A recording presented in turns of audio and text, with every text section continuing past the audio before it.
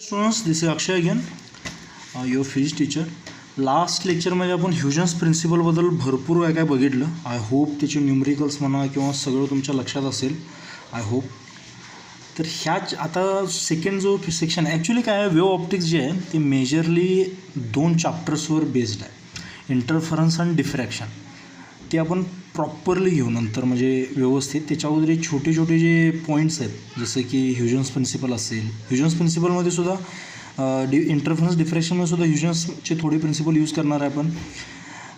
किंवा मग पोलरायझेशन असेल. पोलरायझेशन हे थोडं केमिस्ट्रीचं पण पार्ट आहे, मे बी ऑर्गॅनिकमध्ये वगैरे तुम्हाला झालं असेल, ऑप्टिकल ॲक्टिव्हिटी वगैरे ह्या गोष्टी. पण फिजिक्समध्ये त्याला आपण प्रॉपरली बघणार आहे, कारण फिजिक्समध्ये वेक्टर्स वगैरे ह्या गोष्टी येतात. त्यामुळं तिथं तुम्ही पोलरायझेशन ॲक्च्युली कसं असतं, त्याचं डिनोशन कसं, म्हणजे आपण कसं त्याला दर्शवतो, किंवा त्याचे टाईप्स काय काय आहेत, पोलरायझेशन कसं केलं जाऊ शकतं, किती मेथड्स आहेत वगैरे, ह्या चॅप्टरमध्ये आपण शिकणार आहे. तर पोलरायझेशनबद्दल तुम्हाला बेसिक आयडिया असेल. म्हणजे मी जर समजा म्हटलं, तुम्ही कुठंतरी एक डिस्कशन करायला गेला किंवा एखादी मूवी बघून आला आणि मी जर म्हटलं त्या मूवीला एक पोलराइज्ड ऑडियन्स आहे, तर त्याचा अर्थ काय असतो, 2 पोलवर 2 ऑडियन्स आहेत, ह्याचा अर्थ समजून घ्या. तर एकाला तो आवडत असतो एका वेगळ्या कारणासाठी, एकाला तो आवडत नसतो एका वेगळ्या कारणासाठी. म्हणजे असे 2 सेपरेट त्याचे काय झाले, पार्ट झाले. समजतं आहे? तेच आपण पोलरायझेशनमध्ये शिकणार आहे, की आपण कसं, म्हणजे एखाद्या लाईटला, ऑर्डिनरी लाईटला पोलराइज्ड लाईट कशी बनवू शकतो आणि काय. तर बेसिकपासून सुरू करू आपण. पहिल्यांदा आपल्याला शिकायचं आहे ऑर्डिनरी लाईट म्हणजे काय असते.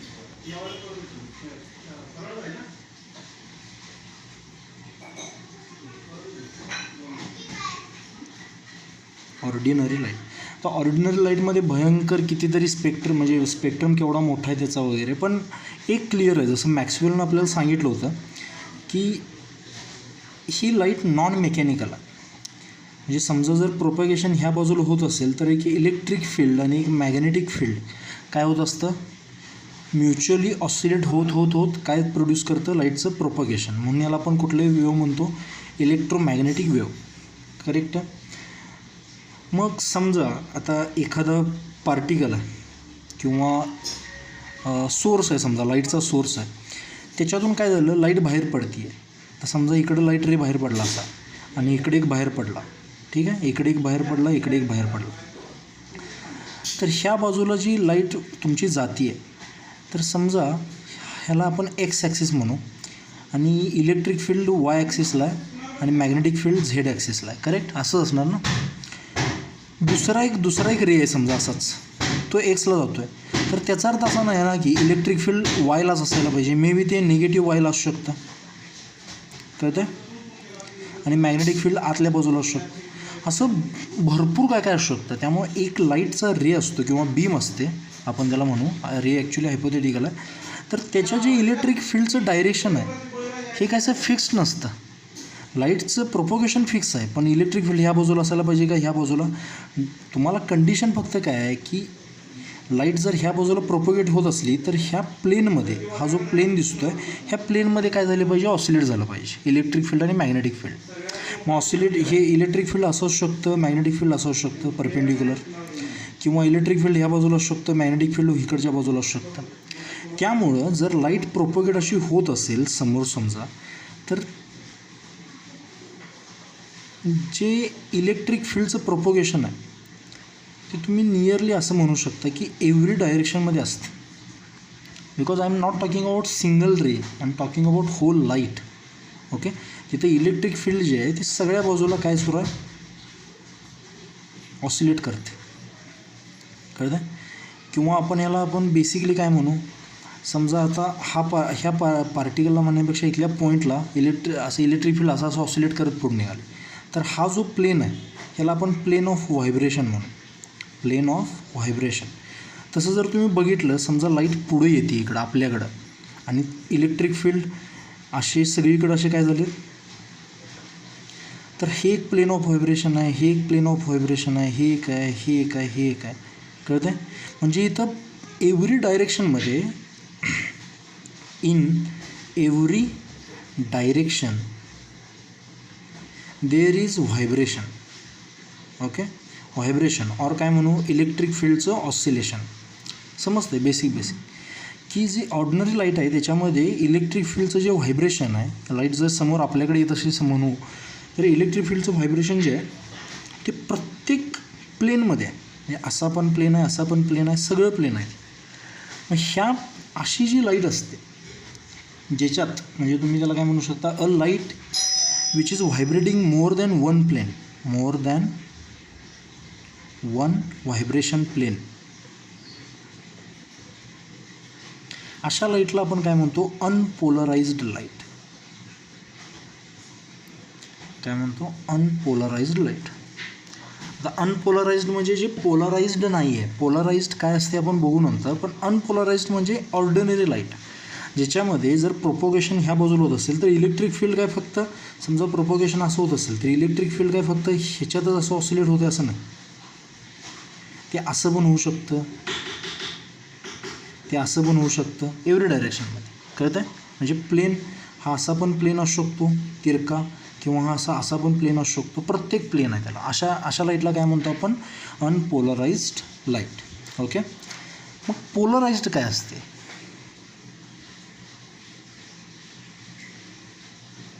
पोलराइज्ड लाईट काय असते त्याच्यासाठी एक छोटंसं एक्झाम्पल समजून घेऊ आपण. समजा इकडून एक ऑर्डिनरी लाईट येते, ठीक आहे. ही कुठली लाईट आहे, ऑर्डिनरी, किंवा याला आपण म्हटलं अनपोलराइज्ड लाईट. ओके. तर ह्याच्यात प्रत्येक पॉईंटला जे ऑसिलेशन असणार आहे ते सगळ्या बाजूला असणार आहे, बरोबर. इथं समजा मी एक डिव्हाइस लावलं, ऑप्टिकल डिव्हाइस. त्या ऑप्टिकल डिव्हाइसचं नाव आता मी ठेवतो पोलारॉइड. म्हणजे असं ऑप्टिकल डिव्हाइस आहे जे काय करतं, अनपोलराइज्ड लाईटला पोलराइज्ड बनवतं. तर जेव्हा ह्याच्यातून पास होईल लाईट त्यावेळी ती फक्त का नाही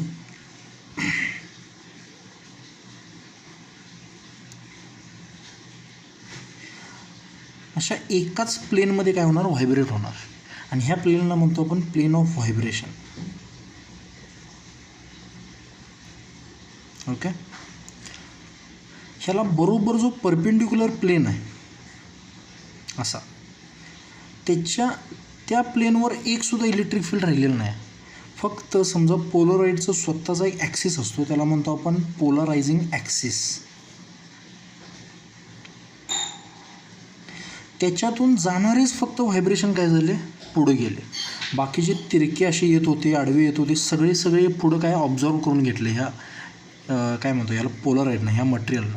फक्त त्याच्या पोलरायझिंग ॲक्सिसला अलाईन असणारे जे व्हायब्रेशन प्लेन्स आहे ते फक्त काय आलं, पुढं आलं. मग हे व्हायब्रेशन प्लेनला जे परपेंडिक्युलर प्लेन असतं त्याला म्हणतो आपण plane of polarisation, plane of polarisation. कळतं आहे? समजलं. मग इथं जर तुम्ही बघितलं तर इलेक्ट्रिक फील्ड जे आहे ते फक्त एकाच प्लेनमध्ये व्हायब्रेट होते. कळतं आहे? हे एवढेच एका सिंगल प्लेनमध्ये. त्यामुळे ह्या अशा लाईटला ज्याचे व्हायब्रेशन रिस्ट्रिक्ट केलेत, काय केलेत, रिस्ट्रिक्ट केलेत, restrict to oscillate in a single plane. समजून घ्या, इन अ सिंगल प्लेन. जेव्हा तुम्ही एखाद्या लाईटला रिस्ट्रिक्ट करताय to oscillate the electric field in a single plane, that light is called as polarised light. कळतं? काय म्हणतो त्या लाईटला आपण, पोलराइज्ड लाईट. मग तुम्हाला दोन प्लेनसुद्धा लक्षात आले असतील, प्लेन ऑफ व्हायब्रेशन कुठला आणि प्लेन ऑफ पोलरायझेशन कुठला. प्लेन ऑफ पोलरायझेशनमध्ये काहीसुद्धा आलेलं नाही. ओके. मग हे पुढं पोलरायझेशन अजून डीपमध्ये शिकण्यासाठी आपल्याला रिप्रेझेंटेशन शिकणं खूप गरजेचं आहे.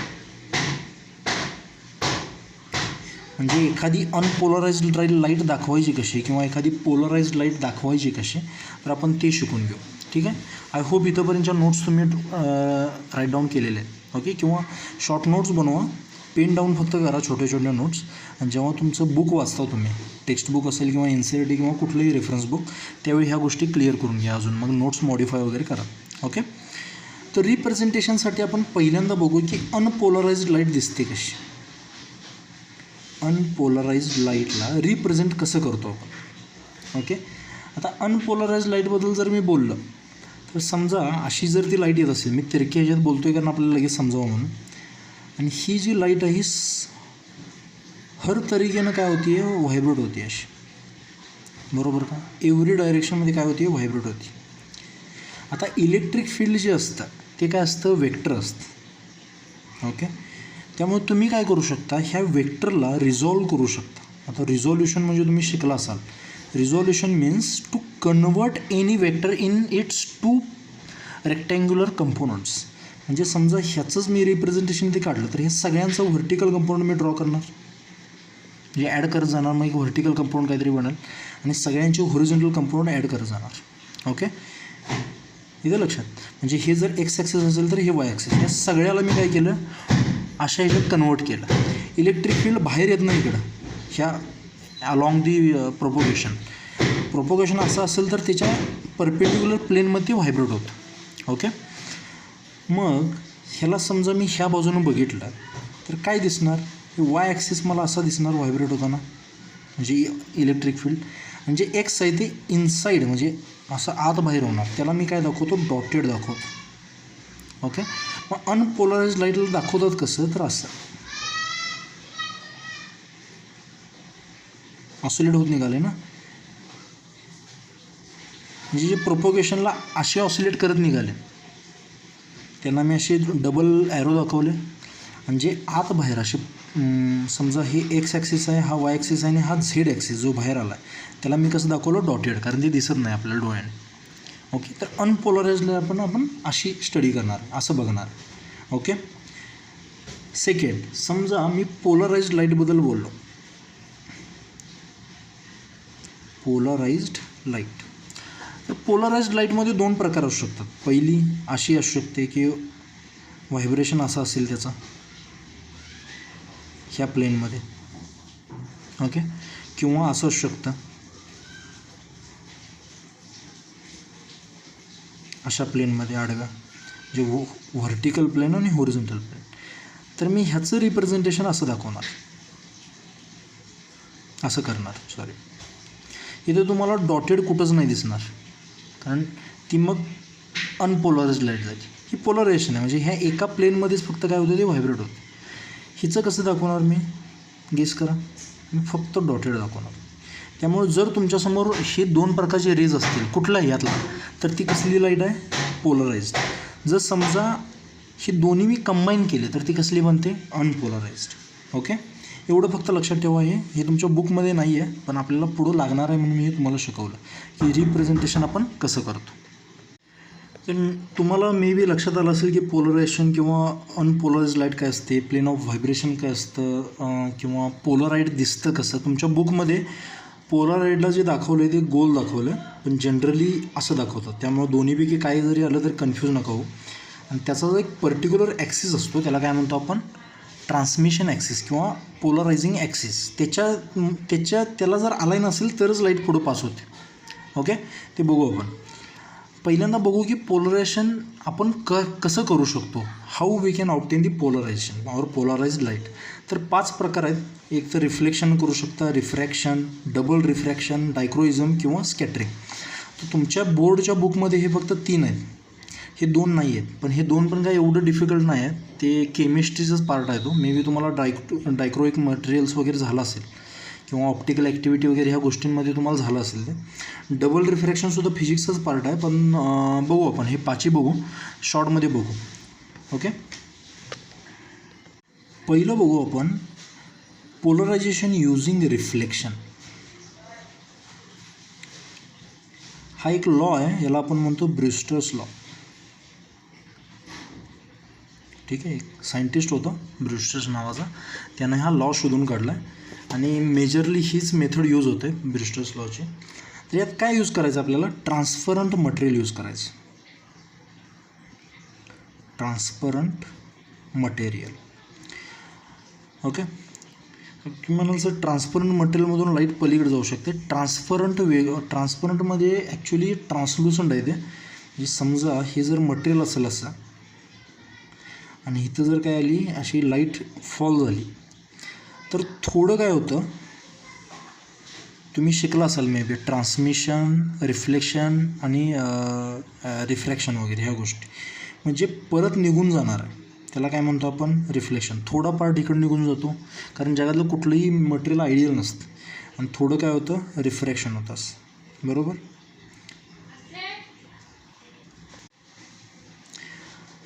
तर हा अँगल ऑफ इन्सिडन्स आहे आणि हा अँगल ऑफ रिफ्रॅक्शन आहे. हे अवे फ्रॉम नॉर्मल मी मुद्दामून काढलं आहे समजण्यासाठी. तुम्ही टुवर्ड्स द नॉर्मल वगैरे काढू शकता. आणि ही ओके, हा अँगल ऑफ इन्सिडन्स, हा अँगल ऑफ रिफ्रॅक्शन, हा अँगल ऑफ रिफ्लेक्शन आणि हा अँगल ऑफ रिफ्रॅक्शन. ओके, आणि दिस इज दी नॉर्मल. ओके, ह्याच्यामध्ये काय डाऊट. आता इथून कुठली लाईट आली आहे, अनपोलराइज्ड लाईट, UPL म्हणू आपण त्याला, अनपोलराइज्ड लाईट. मग अनपोलराइज्ड लाईट दाखवते कशी रे आपण, करेक्ट. आणि त्याच्यासोबत डॉट पण दाखवायचे, कारण फक्त होरिझॉन्टल असेल तर ती मग पोलराइज्ड असते, त्याला अशी पण व्हायब्रेट होते. कारण सगळे इलेक्ट्रिक फील्ड आपण 2 कंपोनंटमध्ये काय केलेत, रिझॉल्व करून टाकलेत, एक आडवा आणि एक असा व्हर्टिकल. ओके, तर काय होतं, हा अँगल ऑफ इन्सिडन्स आहे आणि हा अँगल ऑफ रिफ्लेक्शन. मग आपल्याला माहिती आहे angle of incidence is equal to angle of reflection वगैरे. ओके, एक पर्टिक्युलर अँगल असतो, हा जो अँगल ऑफ इन्सिडन्स आहे हा पर्टिक्युलर एक अँगल असतो, त्याला म्हणतो ब्रूस्टर्स अँगल. समजून घ्या ब्रूस्टर्स लॉ काय आहे बघा. When the light ray incides on the surface or the interface of two medium, okay, at a particular angle, हा एक पर्टिक्युलर अँगल आहे. The reflected ray and the refracted ray are perpendicular to each other. काय म्हणलं मी, हे प्रत्येक अँगलला होत नाही. एक पर्टिक्युलर अँगल आहे ज्याला कुठला अँगल म्हणतो आपण, ब्रूस्टर्स अँगल. त्यावेळी काय काय होतं, the reflected ray is perpendicular to refracted ray. Okay, and the reflected ray is polarised one. ह्या पर्टिक्युलर अँगलला काय होतं, हा जो रिफ्लेक्टेड रे जातो परत तो काय होतो, पोलराइज्ड असतो. समजते. आणि पोलरायझेशन कसं होतं, समजा हे सगळे एका पर्टिक्युलर प्लेनमध्ये आहेत ना, angle of incidence, angle of refraction वगैरे, रिफ्लेक्शन वगैरे, ह्या प्लेनला म्हणतो आपण प्लेन ऑफ इन्सिडन्स. कारण ह्या प्लेनमध्ये हे येणार. तुम्ही मे बी रिफ्लेक्शनचा दुसरा लॉ शिकला असाल की incidence ray, reflected ray and normal all line in same plane. त्या प्लेनला काय म्हणतो आपण, अँगल ऑफ इन्सिडन्स. तर अँगल ऑफ इन्सिडन्सला परपेंडिक्युलर असतात ह्याचे व्हायब्रेशन्स. ज्या पोलराइज्ड लाईट जी बनते ब्रूस्टर्स अँगलला, त्याचे व्हायब्रेशन्स काय असतात, ह्या अँगलला ह्या प्लेनला कसे असतात, परपेंडिक्युलर. दिसतंय तुम्हाला. हे जर समजा असे असते तर हे ह्या प्लेनमध्ये असते, हे बाहेर होत आहे, ते कळतं आहे. ओके, मग हे जे आय आहे ह्याला काय म्हटलं मी, थिटा बी. त्यामुळे हीच डायग्राम मी काय करतो, पुन्हा काढण्यापेक्षा इथे मी थिटा बी म्हणतो. आणि अँगल ऑफ रिफ्लेक्शन पण सेमच असतो, थिटा बी. आणि हा काय, अँगल ऑफ रिफ्रॅक्शन. ओके, हा अँगल ऑफ किंवा ब्रूस्टर्स अँगल तो जो रिफ्लेक्टेड अँगल असणार, आणि हा कसला आहे, रिफ्रॅक्टेड अँगल. ओके, ह्याची जी काय म्हणतो आपण त्याला, रिफ्रॅक्टिव्ह इंडेक्स μ1 आहे आणि ह्याची रिफ्रॅक्टिव्ह इंडेक्स किती आहे, μ2. आय होप तुम्हाला कळलं असेल. हे प्रत्येक अँगल होत नाही, एका पर्टिक्युलर अँगलला होतं, त्याला काय म्हणतो आपण, ब्रूस्टर्स अँगल. त्यावेळी काय होतं, reflected ray and refracted ray दोन्ही एकमेकाला परपेंडिक्युलर असतात. आणि रिफ्लेक्टेड रे जो असतो, reflected, I am talking about reflected, it is plane polarised. And the polarisation or the काय म्हणतो आपण त्याला, plane of vibration is perpendicular to plane of incidence. आणि जे ट्रान्समिटेड असतो किंवा रिफ्रॅक्टेड रे जो असतो तो असतो पार्शियली पोलराइज्ड. कारण ह्याच्यात जे असे व्हर्टिकल जे होते आपल्याकडं इलेक्ट्रिक फील्ड ऑसिलेटर, ते इकडे निघून गेलेत, त्यामुळे थोडंसं पोलरायझेशन याचं झालं आहे. ओके, आय होप तुम्हाला समजत असेल. मग ह्याच्यावर एक थोडासा ब्रूस्टर्स लॉ आपण डिराईव्ह करायचा आहे, समजून घ्या. आता तुम्हाला माहिती आहे, ह्याला जर मी पुन्हा एकदा ड्रॉ करतो, आता तुम्हाला पोलराइज्ड अनपोलराइज्ड कळलं आहे, मी ह्याला पुन्हा एकदा ड्रॉ करतो. ही मीडियम असं आहे, ही नॉर्मल आहे, हा अँगल ऑफ इन्सिडन्स किंवा याला थिटा बी म्हणतो, ब्रूस्टर्स अँगल. आता काय करतो मी, ही रिफ्लेक्टेड अँगल किंवा याला हा पण थिटा बीच असणार ना, रिफ्लेक्टेड. ह्याला मी बाहेर घालवला, याला अँगल ऑफ रिफ्रॅक्शन हा आता असू शकतो, बाहेर असू शकतो तुमच्या मताप्रमाणे. हे दोन्ही एकमेकाला कसे आहेत 90 डिग्री. ह्याचा अँगल किती आहे μ1, ह्याचा अँगल किती आहे रिफ्रॅक्टिव्ह इंडेक्स किती आहे μ2. ओके. आता जर ही 90 डिग्री असेल आणि ह्या स्ट्रेट लाईनचा जो अँगल असतो तो किती असतो 180 डिग्री. त्यामुळे त्यातलं 90 निघून गेलं. ह्या दोघांची बेरीज किती असायला पाहिजे 90 डिग्रीज, कारण ह्या दोघांची बेरीज 90 + 90 180 झाली पाहिजे straight line angle. So I can write θB + θR is nothing but 90 degrees. This is equation number 1. कळलं का? अल्सो 10thमधलं जर आठवते का बघा, किंवा लास्ट इयरला जिओमेट्री ऑप्टिक्समध्ये स्नेल्स लॉ म्हणतो आपण त्याला, गोगल गायचा लॉ. तो काय म्हणतो, दी साईन आय, आता ह्या अँगल ऑफ इन्सिडन्स आहे ना, and this sine are, sine I किती आहे θB आणि रिफ्रॅक्शनचा अँगल किती आहे θR. Sine θR is nothing but μ1/μ2. कळतं, हे इन्व्हर्सली प्रोपोर्शनल असतात. मी म्हटलं होतं रिफ्रॅक्टिव्ह इंडेक्स उलटा होतो नेहमी. ओके. हे जर लक्षात राहत नसेल तर असं लक्षात ठेवायचं, साईन θB इंटू त्याचा रिफ्रॅक्टिव्ह इंडेक्स किती आहे μ1 is equal to sine θR into त्याचा रिफ्रॅक्टिव्ह इंडेक्स किती आहे μ2. मग साईन θB साईन θR जर केला तर इकडे μ2/μ1 होतं ना, सेम. ओके. आता इथं काय करतो मी, साईन θBला 90 - θR म्हणू शकतो का रे, किंवा काय करतो मी θRला 90 - θB म्हणू शकतो का. समजून घ्या इथं काय करतो आहे मी, म्हणजे साईन θB आहे तसा आपण साईन θRला काय केला मी रिप्लेस 90 - θB. बरोबर.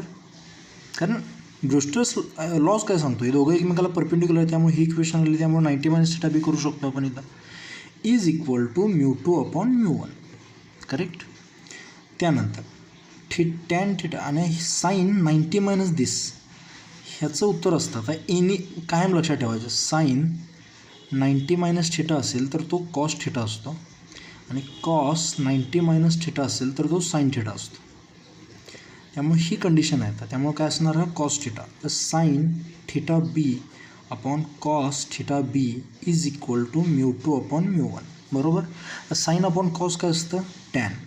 So tan θB is equal to ratio of the refractive indices, or θB which is also called as Brewster's angle is given as tan inverse of μ2/μ1. This is the statement or mathematical derivation for the Brewster's law. Okay. मग हे बऱ्यापैकी transparent किंवा ट्रान्सल्युसंट मीडियमला होतं, metallic सरफेसवर वगैरे होत नाही आहे, कारण तिथं ट्रान्समिशन आत जाणार नाही तुमचं. ओके. हे फक्त लक्षात ठेवा. ह्याच्यावर आपण न्यूमरिकल्स वगैरे बघू, पण आत्तापुरतं थोडं ह्याचे आपण मेथड्स ऑफ पोलरायझेशन ह्या लक्षात ठेवू आपण. ओके. त्यामुळे हा फॉर्म्युला कुठेतरी लिहून ठेवाल तुम्ही, हा एक आणि हा एक 90 डिग्रीज. ओके. एक एक्झाम्पल सॉल्व करू आपण. For what angle of incidence will the light incident on the bucket filled with water. वॉटरचं रिफ्रॅक्टिव्ह इंडेक्स 4/3 असतो, पण ह्यांनी आता 1.5 दिला. Be completely polarised after reflection. म्हणजे ब्रुस्टर्स लॉबद्दलच म्हटलं आहे, फक्त तुम्हाला समजण्याची गरज आहे. इथं वॉटर आहे, एअरमधून येणार. बरोबर. एअरचा रिफ्रॅक्टिव्ह इंडेक्स किती असतो 1, आणि वॉटरचा किती दिल्याने 1.5. बरोबर. ह्याने म्हटलं completely polarised, and they are talking about the incident angle as a Brewster's angle. ह्याच वेळेला रिफ्लेक्टेड काय असू शकतो कम्प्लिटली पोलराइज्ड ना. हे अँगल ऑफ इन्सिडन्स जसा बदलल त्याप्रमाणे डिग्री ऑफ पोलरायझेशन बदलणार आहे इथली. कळतं आहे. हा जर परफेक्टली ब्रुस्टर्स अँगल असेल तरच काय असणार कम्प्लिटली पोलरायझेशन. हे रिफ्लेक्टेड अँगल वगैरे नंतर बघू आपण. मी रिफ्लेक्शन आफ्टर रिफ्लेक्शन म्हणता येत ना, ती काय झाली पाहिजे कम्प्लीट पोलरायझेशन झाली पाहिजे. तर अँगल काय पाहिजे ब्रुस्टर्स अँगल. मग आपल्याला माहिती आहे tan of Brewster's angle is given as μ2/μ1. मग μ2 किती आहे 1.5 आणि μ1 किती आहे 1. So θB is given as tan inverse of 1.5. Okay. आता सर समजा खाली ऑप्शन दिले असतील तुम्हाला आणि ऑप्शनमध्ये समजा किती असेल 30 डिग्री, 45 डिग्री, 60 डिग्री आणि 90 डिग्री असे जर 4 ऑप्शन दिले असतील तर कसं शोधणार तुम्ही? 1 कधी असतो रे टॅन 45ला? त्याच्या आत जर आला तर 1पेक्षा कमी व्हॅल्यू जाते, त्यामुळे हा ऑप्शन येणार नाही. एक्झॅक्टली 1 असण्यासाठी 45 पाहिजे, त्यामुळे हा सुद्धा येणार नाही. 60 आणि 90मधलं येऊ शकतं. आता 90 जर असेल तर ह्याची व्हॅल्यू असते इन्फायनाईट टॅन थिटाची, त्यामुळे नियरली उत्तर तुमचं काय असणार 60 डिग्री. कळतं आहे? असं लॉजिक लावायचं ह्याच्यामध्ये. सेकंड मेथड जी आहे पोलरायझेशनची ती फक्त समजून घेऊ, तुमच्या बुकमधनं आहे. फक्त कधी जर एक्झामला सेटअप वगैरे आला समजा तर JEE किंवा नीटला वगैरे तो लक्षात असू दे, कारण ह्याच्यावर आलं जर काय येईल बेसिक कन्सेप्च्युअल क्वेश्चन्सच येतील. तर काय आहे बघा, आपण मगाशी बघितलं जर समजा सिंगल ग्लास स्लॅब ठेवला असेल असा आणि इकडून जर लाईट इनसाईड झाली at an angle which is called as Brewster's angle, ह्याला जर इनसाईड झाली तर जी रिफ्लेक्टेड असते ती काय असते प्लेन पोलराइज असते, शिकलो आहे आपण हे. आणि इथं काय होणार रिफ्रॅक्शन होणार असं, बरोबर. समजा मी अजून एक इथं काय लावला असा ग्लास स्लॅब लावला, कळते? हा ग्लास स्लॅब 1 हा 2. आता हा जो रे असतो इथून असं बाहेर पडताना परत काय होणार आडवा होणार, माहीत असेल ना तुम्हाला पॅरल शिफ्टबद्दल. त्यामुळे हा जो अँगल आहे थिटा बी तोच काय असणार थिटा बी इथं सुद्धा, कळत आहे? मला लक्षात असेल, आठवत नसेल तर सांगतो. इथून जर रे असा आला ॲट ॲन अँगल इन्सिडन्स, तो रिफ्रॅक्ट झाला, परत बाहेर जाताना ह्याला पॅरल होऊन जातो तो, त्यामुळे ह्याचा अँगल जसा होता तोच ह्याचा अँगल असणार आहे, कळत आहे? तसंच हे दोन्ही अँगल थिटा बीला परत काय होणार अजून एक लाईट पोलराइज्ड होऊन बाहेर जाणार, अगोदर गेलीच होती पण जे काय राहिलं होतं इथनं पार्शियली पोलराइज्ड लाईट बाहेर पडली होती रिफ्रॅक्टेड, त्यातलं सुद्धा जेवढे काय असेल पोलराइज्ड कंपोनंट्स ते बाहेर काढणारे. समजा मी अजून एक ग्लास स्लॅब लावला सिमिलर पॅरल, तिघेसुद्धा कसे आहेत पॅरल आहेत, तरी परत रिफ्रॅक्ट होणार, परत ह्याला काय होणार पॅरल होऊन जाणार ते, म्हणजे परत अँगल ऑफ ब्रुस्टर्स अँगल, त्यावेळी काय होणार परत काय होणार पोलरायझेशन होणार. म्हणजे इथं जेव्हा अशी निघाली होती लाईट ही, शेवटी इथून जेव्हा ही लाईट बाहेर पडेल त्यातले हे जे सगळे परपेंडिक्युलर व्हायब्रेशन्स आहेत हे सगळे बाहेर जातील आणि इथून जी लाईट रे बाहेर पडणार आहे ती प्लेन पोलराइज्ड असणार, प्लेन पोलराइज्ड लाईट, कळते? त्यात हा कंपोनंट काहीसुद्धा नसणार कारण सगळे कंपोनंट असे निघून गेले. ह्याला काय म्हणतो आपण पोलरायझेशन बाय रिफ्रॅक्शन. आणि यातली तिघातलं सुद्धा कसला अँगल आहे Brewster's angle, because this two must be perpendicular, त्याच वेळी होतं हे सगळं. ओके. नेक्स्ट जी कन्सेप्ट आहे डबल रिफ्रॅक्शन, ह्याच्यासाठी आपण एक स्पेशल प्रॉपर्टी यूज करणार. ओके.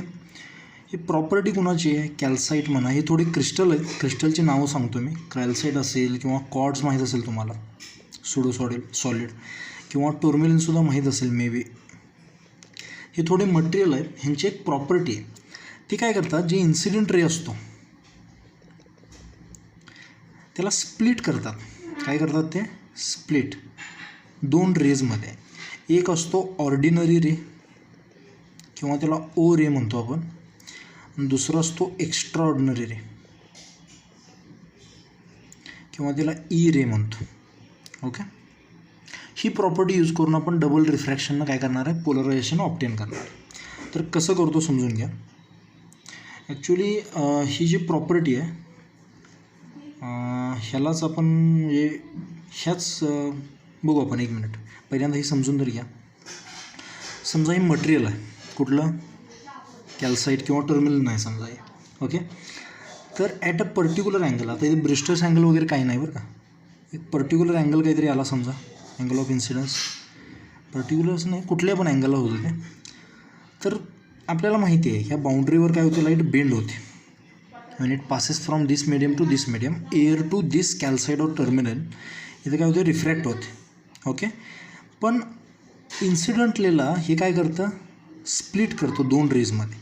एक जी आहे ती ऑर्डिनरीली काय होते रिफ्रॅक्ट होते जसं सामान्यपणे होते तशी, त्यामुळे त्याला कुठला रे म्हणतो आपण ओ रे. आणि एक रे जशी आली होती तशीच ट्रान्समिट होते पुढं, म्हणजे एक्स्ट्रा ऑर्डिनरीली. त्यामुळे त्याला काय म्हणतो आपण, ई रे. आता जी ओ रे असते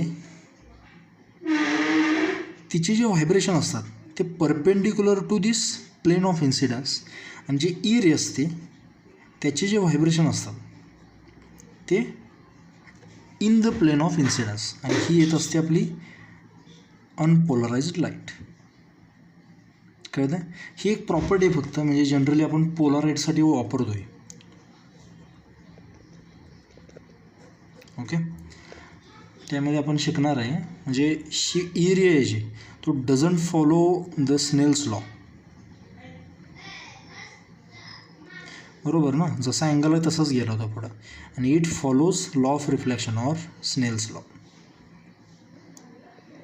हे फक्त लक्षात असू दे तुम्हाला. मे बी केमिस्ट्रीमध्ये असेल हे, मी बघितलं नाही, पण हे लक्षात असू दे. ओके, टुर्मेलिन मटेरियल जे आहे त्याची अजून एक प्रॉपर्टी आहे, त्याला डायक्रोइक मटेरियलसुद्धा म्हणतात. आता डायक्रोइझम एक नवीन प्रॉपर्टी आहे. त्याच्यामध्ये काय होतं हे आपण समजून घेऊ. समजा इकडून ही कुठली रे आहे रे, कुठली लाईट आहे, अनपोलराइज्ड लाईट आहे, ती अशी आली समजा इकडं. तर जेव्हा ती मटेरियलमध्ये घुसते, आता हे इन्सिडंट रे आहे, त्यामुळे हा जो प्लेन दिसतो आहे तुम्हाला, हा कुठला प्लेन असणार, इन्सिडंट प्लेन असणार. बरोबर, हे रे ज्या प्लेनमध्ये आहे तो कुठला रे आहे, कुठला प्लेन आहे, इन्सिडंट प्लेन आहे. बरोबर, तर त्याच्यातली जी, आता समजा इथं पोचल्या ह्याला आपण काय करू, 2 कंपाऊंड्समध्ये डिवाईड करू, जसं आपण करत होतो. ही अनपोलराइज्ड लाईट आहे. बरोबर, तर हे जे व्हायब्रेशन्स आहेत जे ह्या इन्सिडंट प्लेनमध्ये आहेत ते काय होतात, असे कमी कमी व्हायला लागतात. बाहेर येऊपर्यंत काय होतात, असे कमी कमी कमी कमी आणि ऑब्झॉर्ब होतात, निघून जातात. आणि जे व्हर्टिकल आहेत ते तसेच राहतात. समजलं? हे कशामुळं, त्या मटेरियलची प्रॉपर्टी आहे, डायक्रोइक मटेरियल म्हणतात त्याला. त्याच्यात जे अलॉंग द इन्सिडंट प्लेन जे व्हायब्रेशन्स आहेत ते आडवेवाले, ते काय होत गेले, असे कमी कमी कमी कमी होत होत होत शेवटी ते किती बनले, 0. आणि फक्त कुठले जिवंत राहिले, व्हर्टिकलवाले. त्यामुळे जे लाईट बाहेर आली आहे त्यातले जे व्हायब्रेशन्स आहेत हे कसे आहेत, एकाच प्लेनमध्ये आहेत. आणि ह्या जो लाईटला काय म्हणतो आपण, plane polarised light. And this vibrations are perpendicular this incident plane. याला म्हणतो आपण डायक्रोइक प्रॉपर्टी. जे असे होरिझॉन्टल किंवा अलॉंग दी इन्सिडंट प्लेनवाले व्हायब्रेशन्स होते ते काय झाले, सगळे ॲब्झॉर्ब झाले. ओके, मग टुर्मेलिनला दोन्ही प्रॉपर्टी आहेत, डबल रिफ्रॅक्शनसुद्धा प्रॉपर्टी आहे आणि डायक्रोइकसुद्धा प्रॉपर्टी आहे, पण त्यातली सगळ्यात जास्त डायक्रोइझमची दाखवते. ओके, लास्टची मेथड आहे पोलरायझेशनची, ती ॲक्च्युली थोडी अनवॉन्टेड टाईपमध्ये आहे, कारण स्कॅटरिंग हे सगळीकडेच होतं आकाशात, म्हणजे ब्लू लाईट स्कॅटर होते कारण तिची वेव्हलेंथ कमी आहे. स्कॅटरिंग जे असतं हे आपण मॉडर्नमध्ये शिकणार आहे. स्कॅटरिंग जे असतं it is inversely proportional to the 4th power of this, may be आपण ह्याच्यात शिकणार आहे रेडिएशनमध्ये, 4th power of the wavelength of this light. त्यामुळे वेव्हलेंथ कोणाची कमी असते, ब्लू लाईटची रेडपेक्षा. मग ब्लू लाईटची वेव्हलेंथ कमी असल्यामुळे स्कॅटरिंग भयंकर होतं आणि रेडचं कमी होतं. ओके, तर स्कॅटरिंगचा एक्झॅक्ट मिनिंग काय समजून घ्या. समजा इथे एक पार्टिकल आहे, मॉलिक्यूल आहे समजा इथे. ओके, याच्यावर जर समजा काय आली, एक लाईट आली, आणि ही लाईट कुठली म्हणतो आहे आपण, अनपोलराइज्ड लाईट, आणि ज्याला डिनोट आपण रिप्रेझेंट असं करतो, अनपोलराइज्ड लाईट अशी आली. तर स्कॅटरिंग ॲक्च्युली होतं कसं समजून घ्या. हा जो मॉलिक्यूल आहे ह्याला काय करतो, ॲब्झॉर्ब करतो ह्या पूर्ण रेडिएशन्सना. काय करतो, ॲब्झॉर्ब, आणि क्विकली इन्स्टंटली रिरेडिएट करतो. काय करतो, किंवा ह्याला रिरेडिएशनसुद्धा म्हणतात. लगेच, म्हणजे सिग्निफिकंट टाईम नसतो यात, काय लगेच रिरेडिएट करून टाकतं त्याला. त्यामुळे आपल्याला वाटतं की आलेल्या लाईटला त्यानं सगळी 4 फोडलं आहे सगळं. ॲक्च्युली ते ॲब्झॉर्ब करून सगळ्या डायरेक्शनमध्ये काय करतं, रिरेडिएट करतं. मग ही जी रेज आलेत ते ॲक्च्युली थोड्या कमी इंटेन्सिटीनं असे पुढे जातात ओके.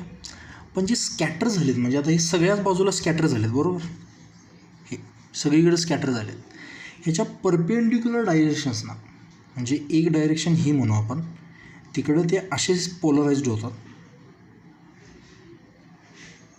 कळतं आहे, इन्सिडेंटला परपेंडिक्युलर.